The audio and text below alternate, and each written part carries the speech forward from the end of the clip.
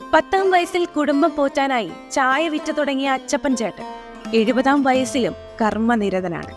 60ൽ കൂടുതൽ വർഷങ്ങളായി ഒരാൾ പൊക്കം പോലും ഇല്ലാത്ത ഈ കടയിലാണ് അച്ചപ്പൻ ചേട്ടൻ ചായ വിറ്റ് വരുന്നത്. രജനി സ്റ്റൈലിലുള്ള ഈ ചായയടിയിലൂടെ ആരാധകർ ഏറെയാണ് അച്ചപ്പൻ ചേട്ടന്. പക്ഷേ ആളൊരു കുഞ്ഞു കോടീശ്വരനാണെന്ന് പറഞ്ഞാൽ നിങ്ങൾ വിശ്വസിക്കുമോ? ഇക്കാലം അത്രയും ചായയും കടിയും വിറ്റ് സ്വരൂപിച്ച പണം അനാവശ്യമായി ചിലവാക്കാതെ, അല്ലെങ്കിൽ സ്വന്തം സന്തോഷത്തിനായി പോലും മാറ്റിവെക്കാതെ 2 ആൺമക്കളെയും ഒരു പെൺകുട്ടിയെയും തന്നെ കൊണ്ടാവുന്ന വിധം പഠിപ്പിച്ച് ബിരുദധാരികളാക്കി. മക്കൾക്ക് തന്റെ ഭാവി ഉണ്ടാകാതെ സുഖമായി ജീവിക്കാൻ വേണ്ടി തന്റെ അധ്വാനത്തിൽ നിന്ന് കിട്ടുന്നത് എണ്ണിപ്പെറുക്കി അദ്ദേഹം നേടിയെടുത്തത് തന്റെ ഏറെ നാളുകളായുള്ള സ്വപ്നങ്ങളാണ്. തല ചായ്ക്കാൻ പോലും ഒരു തുണ്ട് ഭൂമി ഇല്ലാതിരുന്ന അച്ചപ്പൻ ചേട്ടൻ ഇന്ന് അന്തി ഉറങ്ങുന്നത് എവിടെയാണെന്ന് നിങ്ങളൊന്ന് കാണണം. കഠിനമായി പരിശ്രമിച്ചാൽ എന്തും നേടാം എന്നതിന്റെ തെളിവ് ആ മതിലിൽ പതിപ്പിച്ച ആ പേരാണ്. ശരിക്കും നമ്മളെ അധ്വാനിച്ചാ ജീവിക്കാം.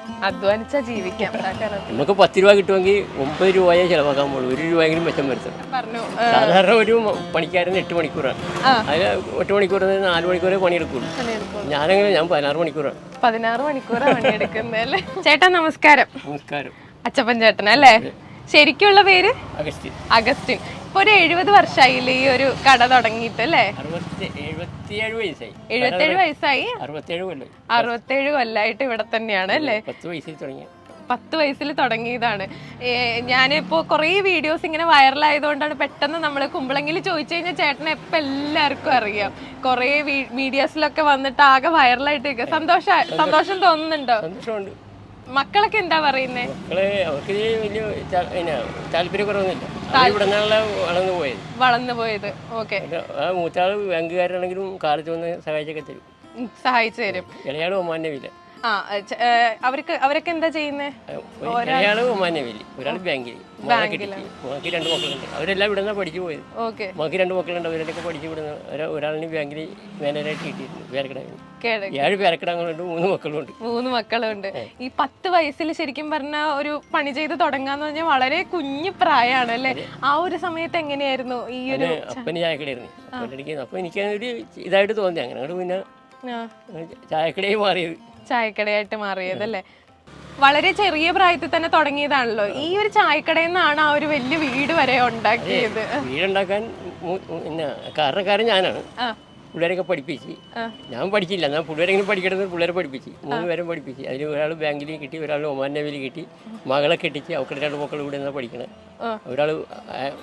ഒരാൾ ബാങ്കിൽ മാനേജറായി. അങ്ങനെ ഈ ചെറിയ കടയിൽ നിന്ന് പോയതാണല്ലോ. അപ്പൊ ചേട്ടന് ഈ ഒരു കട കുറച്ചുകൂടി ഒന്ന് വലുതാക്കണം എന്നൊക്കെ അങ്ങനെയൊക്കെ തോന്നിയിട്ടുണ്ടോ? ആഗ്രഹമൊക്കെ ഉണ്ട്. ഇത് വാടകയാണ്. ഇത് വാടകയാണ്. മകൻ്റെ ഒരെണ്ണം തോമ്പടി തുടങ്ങിയിട്ടുണ്ട് അല്ലേ? ബാർ ഹോട്ടലാണ്. അതിന്റെ പേര് റാസെന്നാണ്. ഓ ശരി. അപ്പോ ചേട്ടൻ്റെ ഒരു ദിവസം ശരിക്കും പറഞ്ഞ എങ്ങനെയാ തുടങ്ങുക? ഇപ്പൊ നേരത്തെ ചേട്ടൻ പറഞ്ഞു സാധാരണ ഒരു പണിക്കാരൻ 8 മണിക്കൂറാണ്. അതിൽ 8 മണിക്കൂർ 4 മണിക്കൂറേ പണിയെടുക്കുള്ളൂ. ഞാൻ 16 മണിക്കൂറാണ്. 16 മണിക്കൂറാണ് പണിയെടുക്കുന്നല്ലേ? അത് ചൂടത്ത് കാലത്ത് 6 മണിക്ക്, നേരത്തെ 5 മണിക്ക് ആക്കുവാണ്. 11:30 12 മണിയാകുമ്പോഴാണ് കിടക്കണം.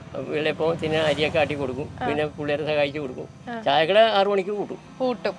അത് കഴിഞ്ഞ് വെള്ളയപ്പം ഉണ്ടാക്കണമില്ല. അതിന് വെള്ളയപ്പത്തിന് പൊടിയൊക്കെ അരച്ചു കൊടുക്കണം ഞാൻ. ഓ ശരി. അപ്പൊ ശരിക്കും നമ്മളെ അധ്വാനിച്ചാ ജീവിക്കാം. അതെ, അത് അച്ചപ്പൻ ചേട്ടനെ കണ്ട് തന്നെ പഠിക്കണം. ഈ ഒരു കടയിൽ നിന്ന് തുടങ്ങി കുറെ കാര്യങ്ങളാണ് അച്ചപ്പൻ ചേട്ടൻ ചെയ്തു വെച്ചിരിക്കുന്നത് അല്ലേ? അതെ. അപ്പൊ എന്താ പറയാ, ഇവിടെ എന്തൊക്കെ കൊടുക്കുക സാധാരണ? പൂട്ട്, വെള്ളയപ്പം, ഇറച്ചി, കടല, പപ്പടം, പിന്നെ കുറുമ, പച്ചക്കറി. ഉച്ച കഴിഞ്ഞ് ഉരുളക്കിഴങ്ങ് കൊണ്ട് സവാള, പഴംപൊരി. അത് 6 മണിയാകുമ്പോൾ തീരും. അപ്പോൾ തന്നെ അടച്ചു പോകും. പിന്നെ അടുത്ത പരിപാടി വെള്ളയപ്പത്തിനുള്ള പരിപാടി. സ്ഥിരം വരുന്ന ആൾക്കാരൊക്കെ ഉണ്ടോ? കൂട്ടുകാരൊക്കെ ഉണ്ടോ ഇവിടെ? കൂട്ടുകാർ ഇഷ്ടംപോലെ ആൾക്കാർ കാലത്ത് വരും. ഈ ചൂടായാലും അല്ലെങ്കിൽ ഇപ്പോഴൊക്കെ ആൾക്കാരുണ്ട്. ഇപ്പോഴും ആൾക്കാരുണ്ടായിരുന്നേനെ. ഓക്കെ. ഇപ്പൊ കുഞ്ഞിലേ മുതലേ ഇവിടെ തന്നെയായിരുന്നു. അപ്പോ അന്നേരമുള്ള ഫ്രണ്ട്സ് ഒക്കെ ഇപ്പോഴും വരാറുണ്ടോ? ഉണ്ടല്ലേ? ആരായിരുന്നു ഏറ്റവും കൂടുതൽ സപ്പോർട്ടീവായിട്ട് നിന്നിരുന്നത്? ആ ഒരു എന്താ പറയാ, സ്കൂളിൽ സപ്പോർട്ട് ചെയ്ത് ഭാര്യയായിരുന്നു. അയാൾ എന്നോടൊപ്പം പണിയെടുക്കുമായിരുന്നു. 50 കൊല്ലം ഇണങ്ങിയും വിളങ്ങിയും അങ്ങനെ കഴിഞ്ഞു. അപ്പോൾ അയാൾ മരിച്ചിട്ട് പോയി 1.5 കൊല്ലമായി. അയാൾ ഡയാലിസിസ് ആയിപ്പോയി. 5 കൊല്ലം വരെ ഡയാലിസിസ് ചെയ്തു. പിന്നെ അയാൾക്ക് പെട്ടെന്ന് അറ്റാക്ക് വന്ന് പോയി. അപ്പൊ പിന്നെ ഓരോറ്റക്കായി എന്നുള്ളൊരു തോന്നല്. പിന്നെ പിള്ളേരൊക്കെ ആ സ്നേഹം കൊണ്ട് അത് ഒറ്റപ്പെടൽ തോന്നണില്ല. പിള്ളേർ ആത്മാർത്ഥം എല്ലാവരും മാറി നമ്മളെ സഹായിക്കുകയൊക്കെ ചെയ്യും. നമുക്ക് എന്താണ് വേണ്ടതെന്ന് വെച്ചാൽ തരും. അങ്ങനെ പിള്ളേർക്ക് വലിയ കാര്യം, അങ്ങനെ പിള്ളേരുള്ളത് കൊണ്ട് അങ്ങനെ പോയി പോകുന്നു. ചേട്ടൻ നേരത്തെ പറഞ്ഞിട്ടുണ്ടായിരുന്നു ഭാര്യനെ അടക്കിയ സ്ഥലത്ത് പോയി. ഞാൻ എല്ലാ ദിവസവും പോകും. എല്ലാ ദിവസവും പോകും അല്ലേ? പോയിട്ടും വന്നേരം കിട്ടും. ആണല്ലേ? എല്ലാ ദിവസം രാവിലെ അങ്ങനെയാണോ തുടങ്ങുക? ഇല്ല, കാലത്ത് ഇവിടെ ഒന്ന് പ്രാർത്ഥിക്കേണ്ടി തുടങ്ങും. ഉച്ചക്ക് കൂട്ടിച്ചും അവിടെ പോകും. അത് കഴിഞ്ഞ് രാത്രി കൊണ്ട് തിരികെ എത്തിക്കാൻ വേണ്ടി പോകും. തിരികെ എത്തിക്കാൻ പോകും. ദിവസം 2 പ്രാവശ്യം പോകും. ദിവസം 2 പ്രാവശ്യം പോയി കാര്യങ്ങളൊക്കെ സംസാരിച്ചിട്ടായിരിക്കും അല്ലേ പോകുന്നത്? അപ്പോൾ അയാൾ എൻ്റെ ഒപ്പം ഉണ്ടായിരുന്നേ. ജീവിച്ചിരുന്നപ്പോഴാണ് സുഖമായിരുന്നു കിടക്കാൻ പറ്റില്ല. അപ്പം മരിക്കുമ്പോഴെങ്കിലും സുഖമായി കിടക്കട്ടെ എന്നോർത്ത് ഒരു സ്വന്തം കല്ലറയൊക്കെ വിലക്ക് മേടിച്ച് അതിനാണ് കല്ലറയെല്ലാം മൂടിയേക്കണം. അതപ്പോൾ എൻ്റെ ഒരു ആഗ്രഹമായിരുന്നു. നമ്മൾ കാശിൻ്റെ നമ്മുടെ അയാളെ എന്നോടൊപ്പം പണിയൊക്കെ എടുത്തല്ലേ, മരിച്ചു കഴിയുമ്പോഴെങ്കിലും സുഖമായി കിടക്കട്ടെ. അതെ അതെ അതെ അതെ. ഇപ്പോൾ ഈ വീടിൻ്റെ അടുത്ത് തന്നെയാണോ? ഇവിടെ അടുത്ത് തന്നെ പള്ളി തന്നെ പോകാനൊക്കെ സുഖമാണ്. സുഖമാണ്. അപ്പൊ അവിടെ പോയാണ് കാര്യങ്ങളൊക്കെ സംസാരിച്ചിട്ട് പോരും. ദിവസത്തിലെല്ലാം നടക്കുന്ന കാര്യങ്ങളൊക്കെ സംസാരിക്കുമോ ചേട്ടൻ? ഇതിനും പ്രാർത്ഥിക്കും. ഞങ്ങൾ മുഖാമുഖം കണ്ട് ഇതിനും പ്രാർത്ഥിച്ചു ഒരു കാര്യങ്ങളൊക്കെ പറയും. അന്നൊക്കെ എത്ര രൂപയ്ക്കാ ചായ വിറ്റ് തുടങ്ങി? ഞാൻ തുടങ്ങുമ്പോൾ ഒരണേന്ന് പറഞ്ഞാൽ 6 പൈസ. 6 പൈസക്കാണ് തുടങ്ങിയത് അല്ലേ? ചായക്ക് വേണം, കടിക്ക് അതിന്റെ നേരെ പകുതി 6 കാശ്. 12 കാശ് കയറുമ്പോഴും ഒരണയാണ്. അന്ന് അങ്ങനെ ചായക്ക് ഒരണ, കടിക്ക് 3 കാശ്. അവിടെ നിന്ന് പിന്നെ പൈസയായി മാറി. പൈസ ആയപ്പോൾ ചായക്ക് 6 പൈസ. ഇപ്പോൾ ആ ചായക്ക് 10 രൂപയായി. 10 രൂപയായല്ലേ? അത്ര മാറ്റം വന്നു.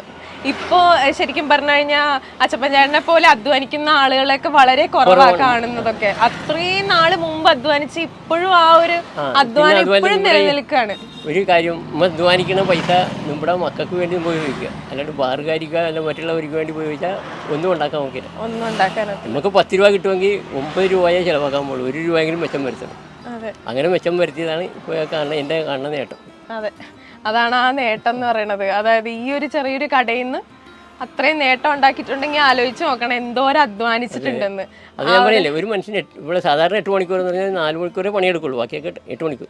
ഇത് ഞാൻ 16 മണിക്കൂറാണ്. 16 മണിക്കൂർ പണിയെടുത്തിട്ട് ആ പൈസ എന്താ പറയാ അനാവശ്യ കാര്യങ്ങൾക്ക് ചെലവാക്കോ ഒന്നുമില്ല അല്ലേ? നമ്മുടെ ആവശ്യത്തിന് മാത്രം ഉപയോഗിക്കുക കാശ്. നമ്മൾ അധ്വാനിച്ചിട്ട് കാശ് പാട് കെട്ടിക്കളയാതെ സൂക്ഷിച്ചാൽ ഇനിയുള്ള തലമുറക്ക് സുഖമായിട്ട് ജീവിക്കാൻ ഇതുവരെ വന്ന. അല്ലാണ്ട് 10 രൂപ കിട്ടുമ്പോൾ 20 രൂപ ചിലവാക്കിയാൽ 10 രൂപ കടം പോകും. അപ്പോൾ ഒരിക്കലും നേട്ടം ഉണ്ടാകില്ല. കടം വരുത്താതിരിക്കുക, അതാണ് ഏറ്റവും വലിയ. അന്നേരമൊക്കെ ഇത് ശ്രദ്ധിക്കുമായിരുന്നോ? കടം വരുത്താണ്ട് ഉള്ളത് കൊണ്ട് വളരെ ഞെരിഞ്ഞ് 1 പൈസയെങ്കിലും മെച്ചം വരുത്താൻ നോക്കും. പിന്നെ പിള്ളേരൊക്കെ വലുതായി പണിക്കാരായപ്പോൾ പിന്നെ അവരവരുടേതായ വഴിയിൽ ഉയർന്നു. അതെ അതെ അതെ അതെ.